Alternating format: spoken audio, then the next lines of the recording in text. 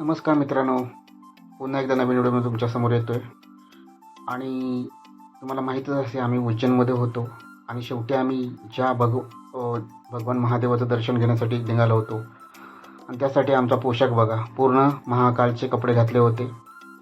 आमच्या मुलांमध्ये सर्वांकडे उत्साहाचा आनंद होता, कारण की जेणेकरून आम्ही एवढा 600 किलोमीटरचा प्रवास करून आलो होतो. ते दर्शन घेण्यासाठी आम्ही निघत होतो.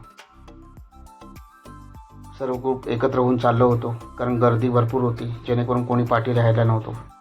शेवटी त्या गर्दीला मार्ग काढत काढत काढत आम्ही फायनली जे महादेवाचं मंदिर आहे, महाकाळचं मंदिर आहे, त्याच्या गेटवर पोचलो. तिथून आम्ही फायनली एंट्री आतमध्ये करत होतो.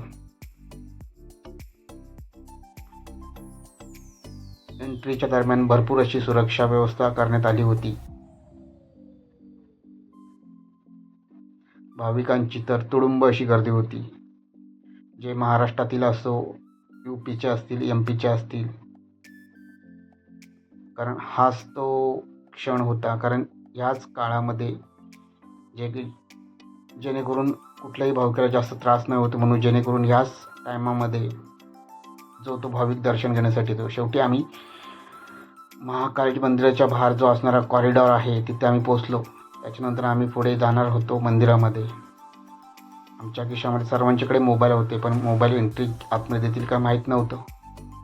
शेवटी गेटवर पोचल्यानंतर आम्हाला कळालं की ते मोबाईलला एंट्री नाही आहे. शेवटी लॉकरची सुविधा उपलब्ध असल्यामुळे आम्ही सर्वांचे मोबाईल लॉकरमध्ये ठेवण्याचा प्रयत्न केला.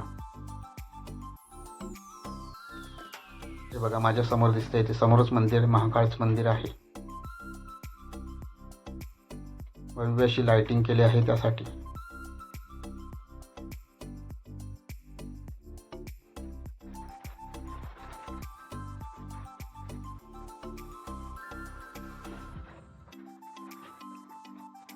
असे पुढे पुढे जात असता समोर असं दिसतोय तो भव्य असा कॉरिडॉर.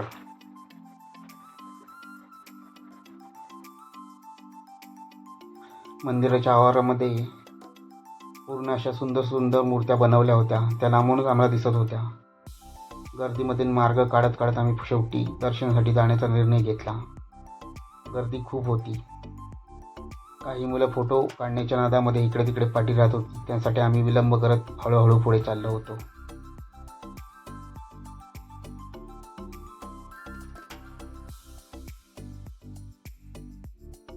मंदिराचा परिसर तर पूर्ण लाईटनी गजबजला होता, कारण रात्रीचे 7-6:30 वाजले होते. शेवटी आम्ही लाईनमध्ये जाण्याचा निर्णय घेतला, कारण काही करून आम्हाला आज दर्शन घ्यायचंच होतं. आणि मग असे बघितल्याप्रमाणे हे बघा तुम्ही, श्रीराम प्रभूची मूर्ती आहे, भगवान शंकर आहे, त्या बाजूला आदिशक्ती आहे, इकडे विष्णूची पण मूर्ती आहे.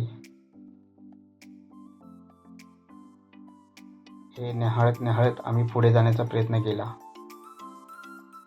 माझ्या समोर दिसे तांडवधाती भगवान शिवाची मूर्ती आहे.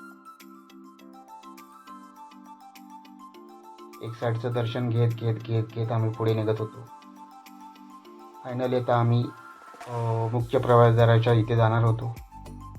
तिथेच आमचे मोबाईल सबमिट करावे लागणार होतो. त्याचा व्हिडिओ मला पुढे काढता येणार नाही, कारण सुरक्षेच्या कारणास्तव मोबाईल आतमध्ये नेण्यात परवानगी नव्हती. पण मन एवढं आनंदित होतं की जेणेकरून आम्हाला हे दर्शन होणार होतं. पण ठीक असो, आम्हाला आतमध्ये काय होईल माहीत नव्हतं. दर्शन किती वेळ लागेल, कारण सांगणारे सांगत होते 2 तास जातील, 1.5 तास जातील. पण ठीक आहे, भगवान शिवाच्या कृपेने दर्शन किती मिनिटात होईल आम्हालाच माहीत नंतर पडेल. फायनल आम्ही गेटमधून आतमध्ये जाण्याचा प्रयत्न करत होतो आणि तिथेच आमचे मोबाईल सबमिट होणार होते. कारण सुरक्षा रक्षक आधीच सांगत होते की तुमचे मोबाईल लॉकरमध्ये जमा करा, त्याच्यानंतर तुम्हाला पुढे जाण्यास परवानगी भेटेल. दर्शन एवढं भारी झालं आहे महाकाळच्या कृपेनं. जास्तीत जास्त 20 मिनिटामध्ये दर्शन होऊन बाहेर आलो आपण.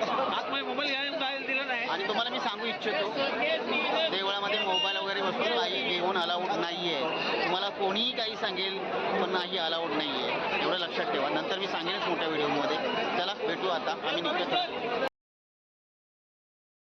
भगवान महाकाळाचं दर्शन आम्हाला जेणेकरून अर्धा ते पाऊण तासामध्ये झालं होतं, कारण आम्हाला कुठेच लाईनमध्ये उभं राहायला नाही. जेणेकरून आम्ही जेवढं थांबलो होतो ते देवाच्या समोरच्या गाभाऱ्यामध्ये थांबलो होतो. कारण दर्शनाची अशी व्यवस्था होती की मंदिर असं खोलगड भागामध्ये होतं आणि ज्याप्रमाणे स्टेडियमला बसायची रांग असते त्याप्रमाणे दर्शन होत होतं. कारण लांबूनही दर्शन घेता येईल भाविकांना आणि गर्दीचा कुठेही विलंब होणार नाही. आणि तुम्हाला मागच्या व्हिडिओमध्ये सांगितल्याप्रमाणे की देवळामध्ये मोबाईल घेऊन जायला अलाउड नाही आहे. दर्शन तर आमचं एवढं मनसोक्त झालं आहे, त्याचा आनंद आम्हाला भरपूर मिळालेला आहे. त्याच्यानंतर थोडासा विरंगुळा म्हणून, कारण झोपायला अजून टाईम होता. जेवण तर आम्ही संस्थेच्या याच्यामध्येच करणार होतो. मग थोडा वेळ आम्ही इकडे तिकडे फिरण्याचा निर्णय घेतला, कारण जेणेकरून जो माननीय पंतप्रधान मोदी साहेबांच्या काळामध्ये जो बांधलेला कॉरिडॉर आहे तो खूप बघण्यासारखा आहे. लोक काही बोलत असतील, मोदी वक्ता असेल हा, पण तसं नाही आहे. मोदी आहे तर मुमकिन आहे, एवढं मी छाती ठोकपणे सांगू शकतो. आणि आता आम्ही कॉरिडॉर फिरण्यास सुरुवात केली आहे. एवढं उत्कृष्ट प्रकारचं कॉरिडॉर बांधलं आहे आणि त्याचं काही काम त्या साईडला चालू पण आहे. मध्ये एक तलाव आहे. त्याच्यानंतर हे बघा, भगवान महादेव ज्यावेळेस सती पार्वती मातेला लग्नासाठी निमंत्रण घेऊन लग्नासाठी जात होते, त्या टायमाला कसे गेले असतील याचे प्रत्यक्ष दर्शन इथे प्रत्येक भिंतीवर दाखवलं होतं. आणि त्याचप्रमाणे मी मगाशी बोलल्याप्रमाणे बाजूचा जो तलाव आहे ते सुंदर असं पाण्याचे कारंजे उडत होते. त्याचबरोबर त्याच्याबरोबर केलेली लाईटिंग अतिप्रेमी वाटत होती. त्यामुळे लोकांची इथे भरपूर गर्दी होत असते, जेणेकरून येणाऱ्या भाविकांना पुरेपूर्ण आनंद घेता येईल. आम्ही कारंजे बघण्यासाठी थोडा लेटच गेलो, कारण का आम्हाला दर्शन घेण्यासाठी थोडा विलंब झाला होता. थोडा वेळ फिरून आम्ही पूर्ण असा कॉरिडॉर पाहिला. त्याचा आनंद आम्हाला खूपच होता. काही मित्र पाठी राहिले होते, कारण कॉरिडॉर एवढा मोठा आहे की पूर्ण चालून पण थकले होते. कारण रात्रीचा प्रवास होता, दिवसा आम्ही इकडे तिकडे फिरलो होतो. मागच्या व्हिडिओमध्ये दाखवल्याप्रमाणे शिप्रावर दर्शन केलं होतं, गडकालिका मातेचं दर्शन केलं होतं. असे 3-4 स्पॉट आम्ही करून शेवटी संध्याकाळी कॉरिडॉर बघण्यासाठी आलो होतो.